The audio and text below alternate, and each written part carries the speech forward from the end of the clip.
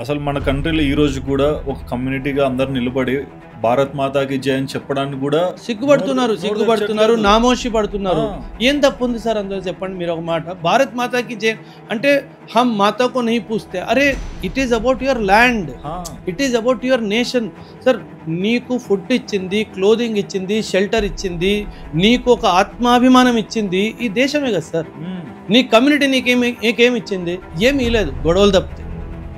ఆ ఆలోచన ఆ కమ్యూనిటీకి రావాలి సార్. ఆ కమ్యూనిటీలో ఆలోచన వచ్చేంత వరకు అండ్ ఇది ఇలాగే కంటిన్యూ అయింది అనుకోండి సార్, ఒక పెద్ద నిర్ణయం తీసుకోవాల్సిన అవసరం ఉంటుంది. ఎటువంటి నిర్ణయమైనా వాళ్ళని పొలిటిక్స్ నుంచి డిలీట్ చేయండి. నీకు హక్కు లేదు, because you are not cleaning your community. నువ్వు కమ్యూనిటీని క్లీన్ చేయట్లేదు అంటే చాలా ఇష్యూ వస్తుంది సార్. 21st సెంచరీలో కూడా మతం మీద చంపుకోవడం అంటే అసలు అర్థం ఉందా సార్?